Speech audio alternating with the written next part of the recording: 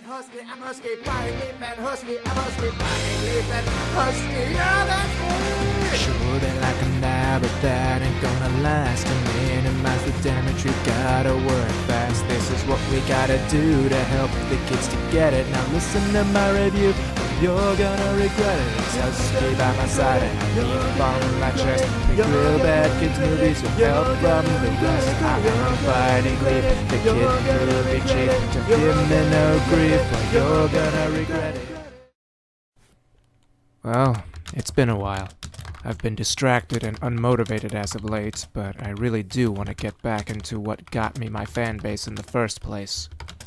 For example, I recently received a request to review My Little Pony the movie. Hi, Internet! And welcome to You're Gonna Regret It with your hosts, fightingleaf and Husky the Wolf. I just want to make one thing clear right off the bat.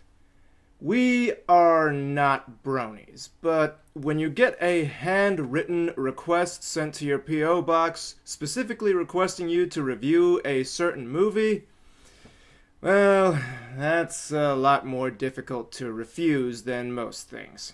Yeah, so we're not really qualified to review this type of thing, but we're gonna do it anyway! And please, if you sent this letter, really, we want you to tell us who you are because you forgot to write your name in the letter that you sent. We want to give you credit for it, alright?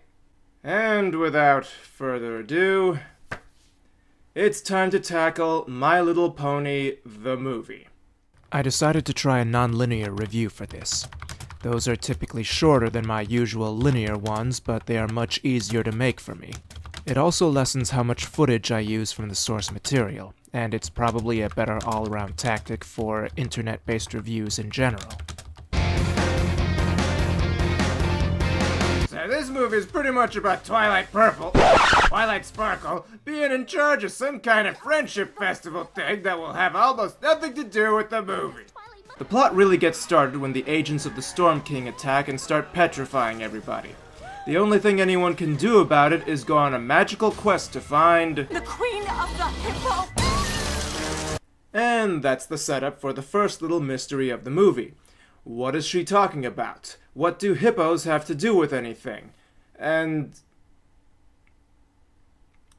Okay, Husky, you look frustrated. She said that line stupidly.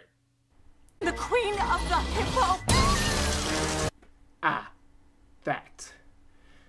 Well, yeah, once you figure out what the mystery is and why she said the word Hippo, you'll quickly figure out that it doesn't really make a whole lot of sense and is really dumb and forced.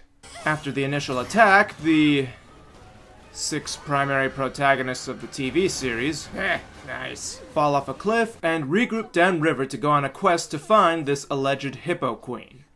It was at this point when I realized the non-linear review was a mistake for this movie. It was such a generic setup that there was no particularly interesting twist for me to put on it. I could have at least told better jokes by picking apart specific events that took place in the opening act, such as this.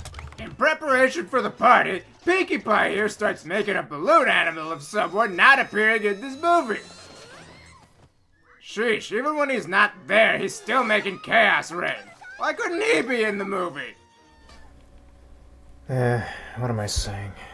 People don't actually like Husky that much. I'll screw you too! The rest of the story follows their adventures traversing the lands and meeting strange and colorful characters. And songs happen. Too many songs. Now, Husky, we'll get to those when we reach the execution phase of this review. But I want to whine about him now. Alright, say your piece and move on. Yay! The songs suck.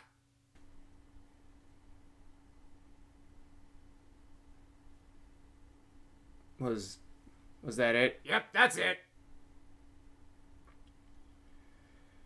Well, I guess it's time to tackle the next element. Of harmony. Now we're going to talk about characters. First, though, I wanted to tackle these ponies: Applejack, Rainbow Dash, Fluttershy, Pinkie Pie, and Rarity, all voiced by the same people who always voice them. And no pony up. There. Done. Well, wait, you didn't say nothing. Exactly. These characters, who have become favorites among the fanbase, have virtually nothing to do with the plot in any significant fashion. It's not even like in Big Hero 6, where the other characters all contributed meaningfully throughout the film, albeit in small ways. Yeah, they're just here to help sell toys. Spoilers. As for actually important people, we got the Storm King, the primary big bad, voiced by Liev Schreiber, and Tempest, voiced by Emily Blunt, who is freaking awesome in the new Mary Poppins movie, and you should all go out and watch it now! Now! Give them your money! Turn it up! Anyway, these two are the primary antagonists of the film, Tempest in particular because she appears more. As you can tell, she's clearly a unicorn, but her horn broke off. Yeah, when we first got this in the mail, we seriously thought this was some kind of pony OC or something. Understandable. She certainly did look edgy enough to qualify, and Emily Blunt did a great job of making her sound the way she looks. Oh, I'm so glad you asked. How about we start with your complete and total surrender? Oh yeah, this is what happens when she was accused of having friends. I like her, she's fun. Other characters include this guy they meet on their first stop, Capper, voiced by Ty Diggs. Ty Diggs? I seriously don't know. His name is written like this. He sings what is probably the best song in the movie, Friend Indeed.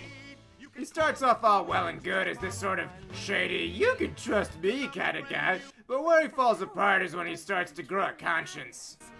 Okay. What's the catch? Nothing. After all that you've done for us, consider it a thank you. Oh. Don't thank me. That is literally all it took. That's always been a pet peeve of mine when it comes to the series. Yes, it's meant for children, yes, it's a cartoon, but the show was meant to actually teach kids about relationships and how they work. These sorts of really fast heel turns from villains to good guys is not teaching them anything useful. Heh, I'ma sell you for all the monies. Ermikish, you fix my buttons. You as bestest of friends. That's what it's like watching this guy's arc. And that was immediately after the song about lies and deception. Well, anyway, they find their next clue of where to go from that Capper's library, and so their next stop takes them to this flying cargo ship belonging to a bunch of griffins. Oh, neat. They're all led by Captain Kalina. Voiced by Zoe Saldana. When we first meet them, they're gonna do horrible things to our pony friends. I think we tie them up. Nah! We clip their wings! We scar them. Emotionally. And all the bronies went, duh! And that's when I was able to perfectly predict what was going to happen next.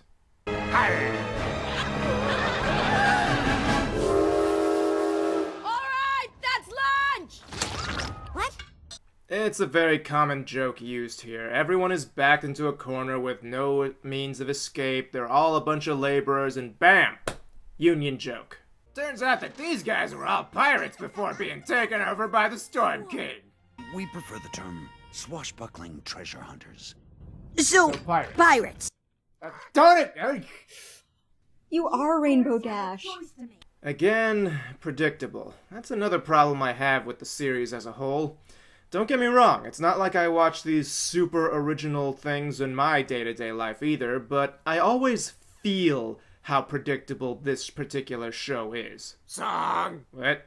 This really isn't a good time for us. I know the world can't get you down. Song. Oh yeah. Oh well, not time to talk about that, so moving right along. As it turns out, the way the film was structured, the review actually became rather linear as I talked about each of the side characters a little at a time. This actually allowed me the best of both worlds for a short period, but it was around this point where the film really started going downhill. When the crew finally make it to Mount Eris, home of what we eventually learn are the hippogriffs, not the hippopotamuses, they get washed into an underwater world where they discover the kingdom of hippocampuses. Leaf, this is too much hippo, my head hurts. Hey, don't look at me, I didn't name these things. Those are all names derived from the Greek word hippos, and if there's one thing that the TV show really likes to do, it's reference Greek mythology. Well, whatever. Anyway, this is Princess Skystar, voiced by Christian Chenoweth, and her mom, Queen Novo, Voiced by Uzo Aduba. That. They're water ponies now, but they used to be the very hippogriffs that our pony team was looking for. And that is literally all you need to know about them. Wait, really? Well, except for that Princess Skystar is completely insane. I mean, aside from my friends Shelly and Sheldon. Right? Shelly and Sheldon? Get it? Yes, like the other main protagonists of the TV series, these ponies don't really have very much to do with the story, all in all. Well, I guess it's time to tackle the actual starlet of the story. Songbird Serenade! Voiced by Saya! No, Husky. Aww. The actual protagonist of the story is none other than Twilight Sparkle, voiced by Tara Strong. This is where I hear of a lot of die-hard bronies having issues. You see, her entire arc in this movie seems like character regression from where she was in the TV show. To make a long, girly story short, when she grew wings, she was supposed to be good at this friendship stuff. But when we look at her behavior in this film, she has clearly not learned a thing. At the start, she's freaking out over her role in the first ever Friendship Festival, and her friends try to assure her that everything will be okay.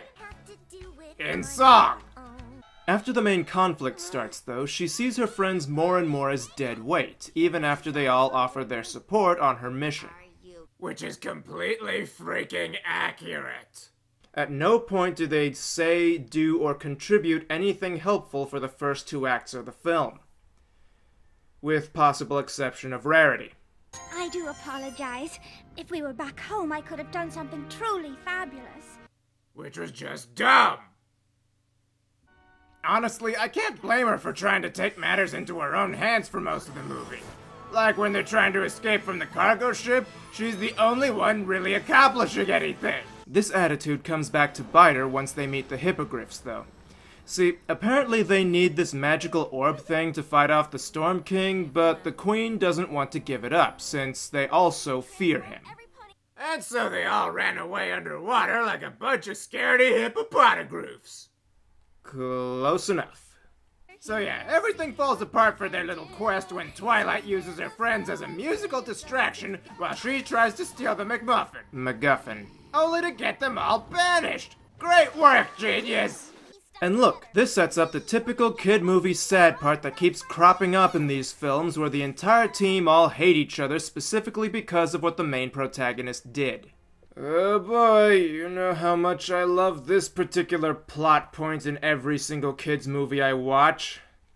I even have to hand it to Equestria Girls for not going down this particular path. I mean, sure, the movie wasn't as exciting or well animated or remotely good in any way, shape, or form, but still, at least they didn't have to hit that particular sour note. By the way, Husky, do you know what would happen next at this point in the movie? Someone gets captured? Forcing the team to band together. We're coming, Twilight! Leading the way to the climax of the film. The jig is up!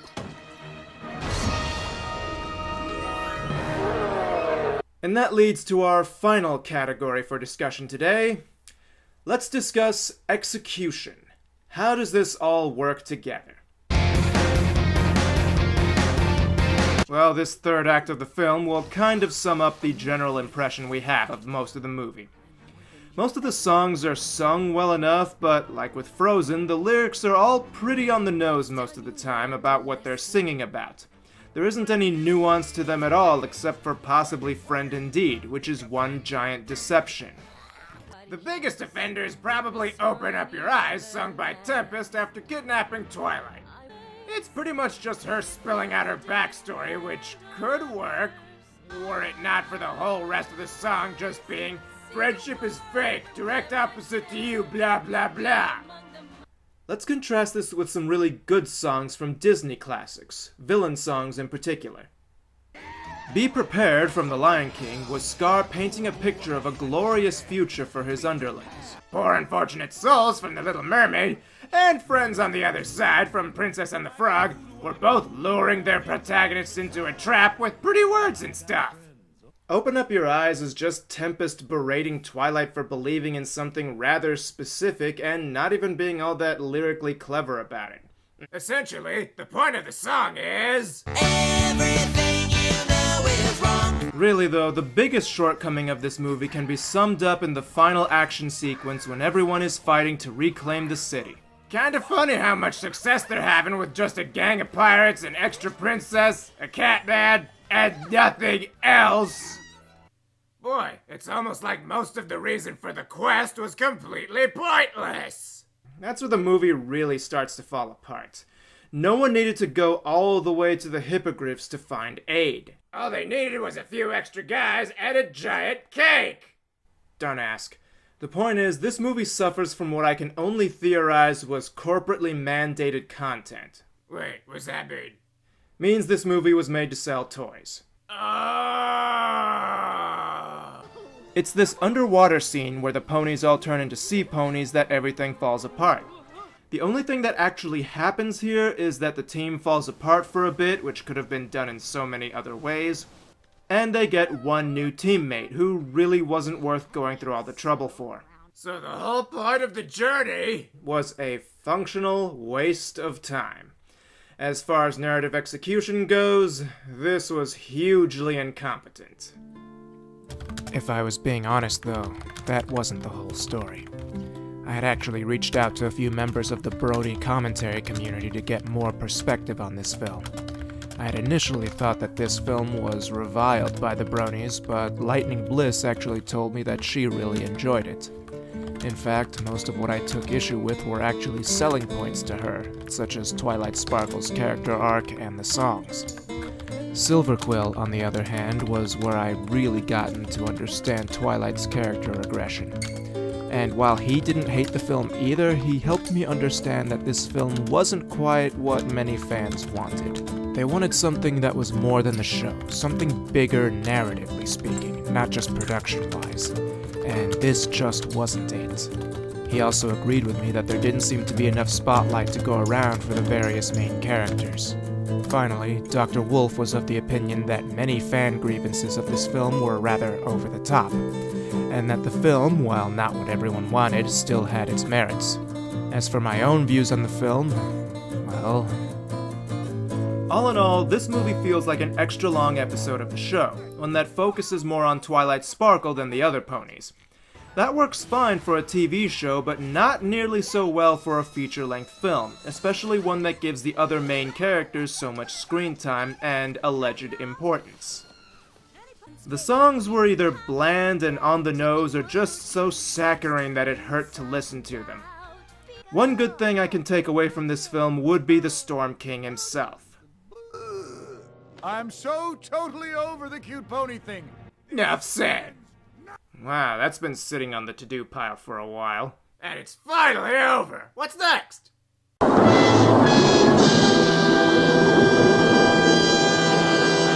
Wait, no, don't we have any good movies to look at? Anyone watching, please recommend us some good movies from time to time for everyone's sake. It's been a while, and while I am glad to be back doing this, it's been difficult to keep focused. I have a lot of things in the pipeline for you guys, some of them quite ambitious for one Yahoo on the internet. Even so, as many other things as I have in store, I am still Fighting Leaf. And I am not going to forget that. I hate everyone, I really, really do. I hate everyone, I hate them like a poop. I hate everyone and everything they do.